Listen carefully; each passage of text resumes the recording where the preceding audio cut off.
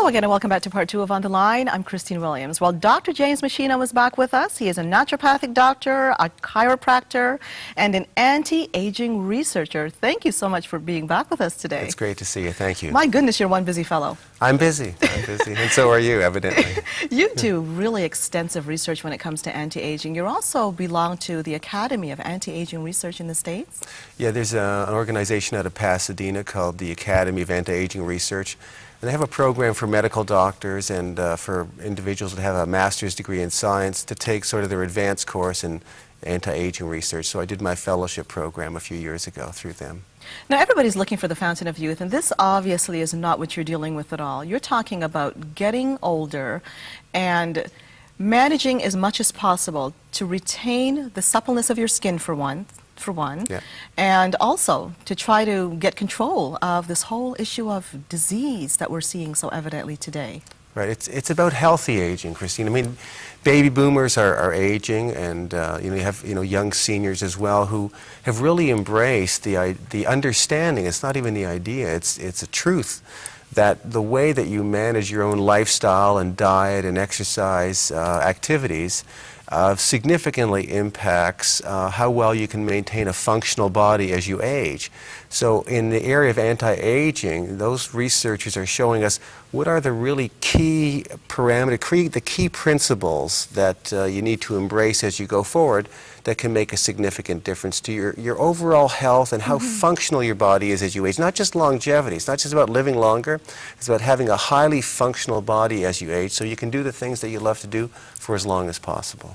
Now, we want to be realistic in life, but we also don't want to give way to disease. That's one thing we don't want. And there tends to be a belief that as a person ages, they're naturally going to end up with disease. It's part of the aging process. How do you feel about this? Well, it seems that we're all sort of born with little underlying genetic sensitivities that can be triggered. So, for instance, in certain cases, the person may have a gene that makes them more prone to breast cancer or ovarian cancer, prostate cancer, colon cancer, Parkinson's disease, premature heart disease. And for the most part, though, those genes get triggered. It's like that's the loaded gun that you carry with you. But then certain lifestyle things can pull the trigger, whether that's stress that you can't handle, or obesity, a sedentary lifestyle, possibly nutritional deficiencies of some kind that would lead to osteoporosis, let's say, in someone who's inclined that way. So there's this interrelationship between genetic sensitivity and environmental factors, many of which we have control over, that actually determine whether or not that gene is going to be expressed. Now, that's not true in every case. There's probably a 5 to 10% number of cases of those diseases that are going to express themselves regardless of what you do. But the National Cancer Institute, for instance, says that 70 to 90% of all cancers are produced by faulty dietary and lifestyle behaviors, not by genetic predisposition. And that's where the misconception is, I think, in the eyes of the public. I'd like us to focus, Dr. Machino, on diet for a moment. There's also the belief that a person has to make a radical change in their diet. We know about the fruits and the vegetables and the proteins and, well, basically the Canada Food Guide. Is there leeway? People like an element of junk food. I'd like to hear overall what your guideline is when it comes to this. If a person wants to age gracefully and healthily, what guidelines would you give? Well, unfortunately, we have to deal with what is real. Yes. And what is real? If you really want to slow down aging and reduce your risk of cancer, heart disease, diabetes, osteoporosis, keep your immune system strong, you need an aggressive dietary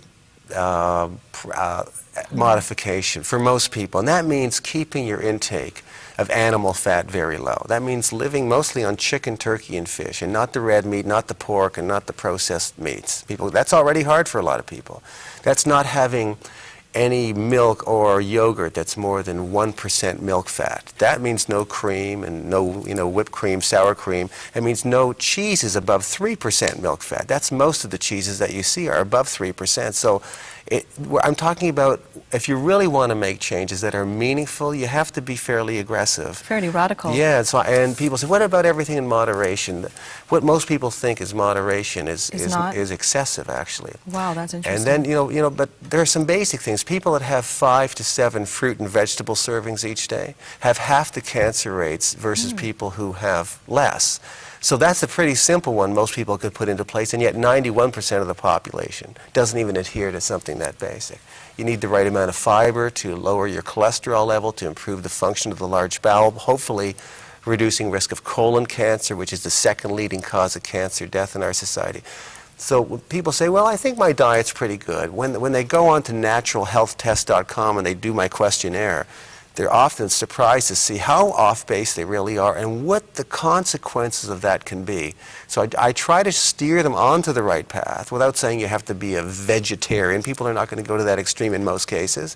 But there are some principles that are fairly well established to say if you really want to reduce your risk of these degenerative illnesses and have a healthy functioning body, some aggressive dietary practices are really appropriate for most people, actually. Wow. Is it ever too late is a big question. We're going to go for a break, and I'll be asking that to Dr. Machino after this. Stay tuned.